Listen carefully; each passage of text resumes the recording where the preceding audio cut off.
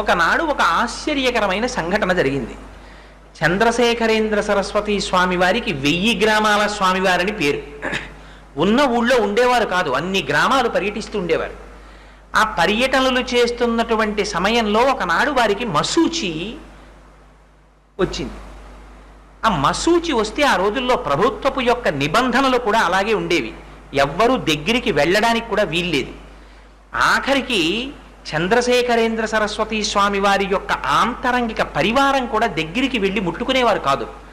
అప్పుడు ఈ గిని గారి యొక్క పెద్దమ్మ గారి కుమారుడు ఆయన మాత్రం స్వతంత్రించి, నా శరీరం పడిపోయినా నాకు బాధ లేదు, నేను నా గురువు గారి సేవ మాత్రమే చేసుకుంటాను అని వెళ్ళి మశూచితో బాధపడుతున్నటువంటి చంద్రశేఖరేంద్ర సరస్వతి స్వామి వారి యొక్క శుశ్రూష చేస్తున్నారు.